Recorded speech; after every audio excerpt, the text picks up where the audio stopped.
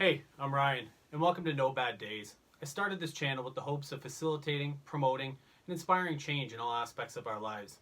I found for myself, when it came to creating change in my life, the hardest part was just getting started. I just didn't know how to do it. So, the best word of advice that anybody ever gave me was just try, just start. So, when it came to this channel, this is what I'm doing. I'm just trying and I'm just starting. So, this is my shot at it, and hopefully, you can come along with me along that journey. So let me tell you a little bit about myself and ultimately how I got here.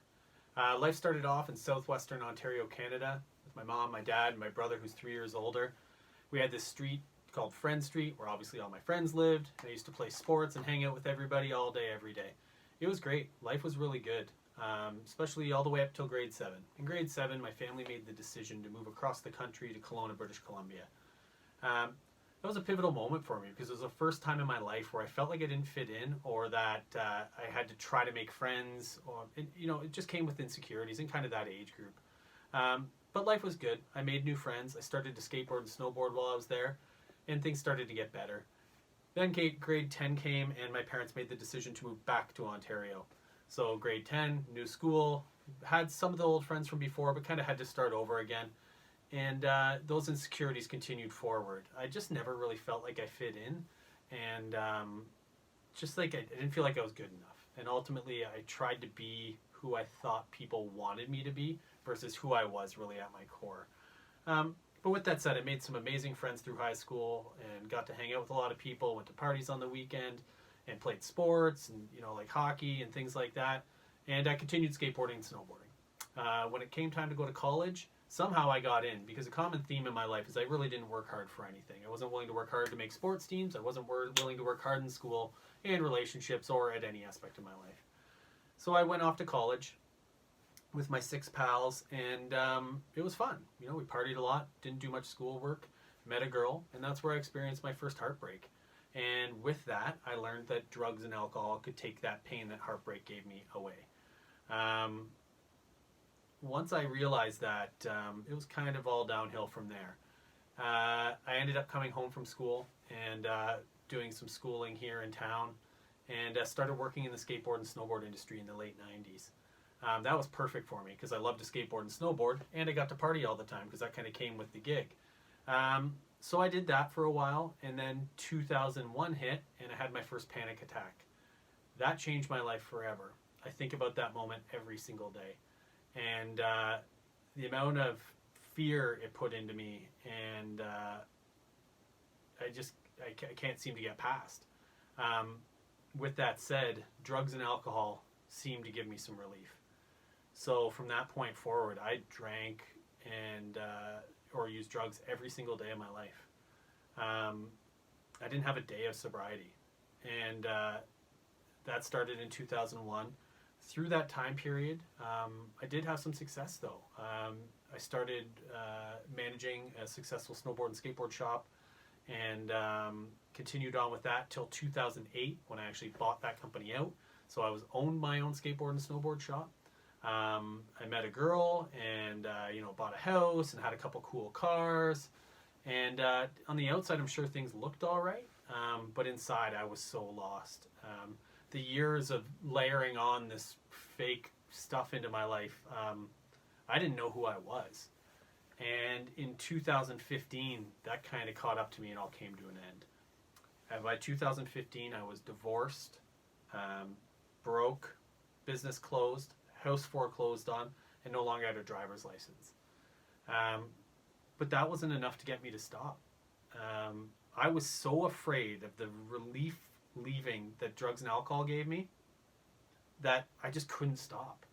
I would pray at night for God to change things in my life, and then I could stop. And I would blame everybody else for the situation I was in. Even blaming the police officer that pulled me over that day. It was everybody else's fault but mine, and I just couldn't figure out why it was me. Why does the nice guy finish last? So I was in this hole, and I couldn't seem to find a way out. It was September 2016, and my parents gave me a call and asked me to come by. And I'd been 2 days detoxing unintentionally. My body would no longer allow drugs or alcohol into it. It was rejecting everything. So I hadn't eaten, drank anything in a couple days. I, hallucinating, shaking, teeth chattering to the point that I chipped them. But I still wasn't ready to throw in the towel. And my parents offered me an opportunity to go to treatment that day. Everything inside of me told me to say no. And that's what I did. I said no, and I went home. For some reason, 4 hours later, I gave him a call back, and I said, yes, I'll go.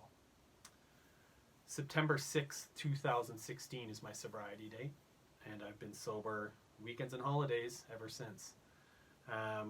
Through all of it, I've lost friends, I've lost loved ones, I've had relationships end, I've had financial troubles. I've kind of faced everything that I feared, and I got through it, and I got through it sober. And that's not just because I was sober.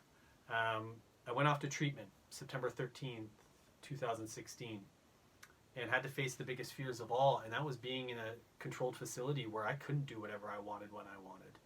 And taking control away from somebody that struggles with addiction is a really, really tough thing to do. But when I got there, I met a nice intake coordinator, and she was writing down who my core counselor was going to be, and it was this gentleman named Jerry. For some reason, she stroked that out and changed it to a name, Ken. And that moment may have changed my entire life. Ken taught me so much in my time there about who I was as an individual, how to seek what I was looking for, and how to just make the changes that I needed to make in my life to live a purposeful and life, based on morals and principles.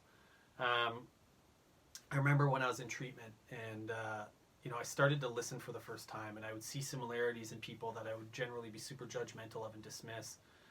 And putting in the work and journaling every day, and getting all these tools that they were giving me, and just really embracing it. I was the person that thought they knew everything and could figure everything out, but clearly I knew nothing and could figure nothing out, or I wouldn't have been in that position.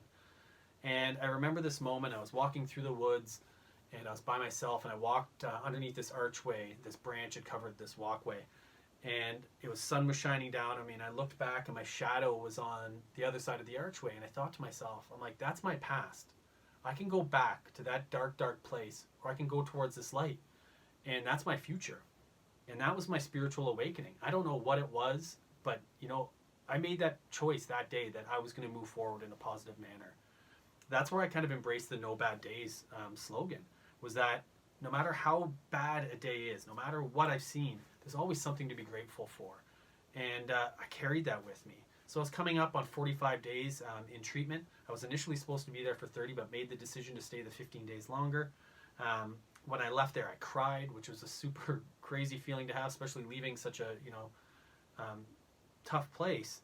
And I was sent out in the world with these new tools. And so what I did is I did what I was told. I went to 90 meetings in 90 days of Alcoholics Anonymous.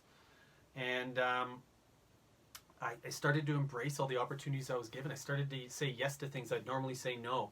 I realized that something that really gave me joy in my life was giving back. I ended up going back to university at Wilfrid Laurier University and got my addictions counseling certificate. So I started volunteering my time, helping people who struggle with addictions and living problems on a volunteer basis. I mentor Indigenous youth through a program called Outside Looking In. I started a program with my friends called Hug in a Bag, where we assemble kits of essential items and hand them out to people in need in our community. And, life started to really change, and is really good. What I've learned through all of this is the thing that brings me true joy and happiness in my life is seeing hope in others and helping others, and knowing that how deep and how far gone I was, and to see where I'm at today just 4 years later. I know it's possible for anybody. If I can do it, anybody can do it, because this is the first time in my life I've put in any work. It was for my life. I was working for my life. I live a life today that I never knew was possible. To have, the motivation, and to have the reward of just being able to wake up every day and know that today I have a decision that I can live a better life, and I get that fighting chance every single day. And it's as simple as me going to bed sober. Then that means I get to wake up sober, and life's been good to me. It has not been easy, but it has been very good to me. So through all of this, I just hope that anybody can get the opportunity that I've had to see that there is an option. And I hope that I can help anybody in any way I can moving forward with that. So ultimately, at the end of the day, with this channel, I'm going to continue pursuing the things in my life that I never dreamed possible. I can say yes today to those opportunities. I'm passionate about cycling, snowboarding, modifying cars, and obviously helping others. And I hope to take everybody kind of along on this journey with me through days in my life of the things that I do every day to stay grounded and stay on this path. Examine some spiritual aspects, and hopefully have some guests on who have faced some adversities and have been able to overcome challenges, whether it be financial, mental health, physical, you name it. You know, even things like simple as changing a job. How do we start? You know, like those simple questions I hope to be able to work with you and maybe give you some insight on. Because like I said, I've had to start from square one at 38 years old. I had to, start from the bottom. And, and where I am today, I could never have dreamed this possible. So thanks to anybody that, was willing to listen tonight or today. And, thanks for giving me the opportunity to share. I'm looking forward to see what comes next. And I hope everybody has a wonderful day. No bad days. Take care.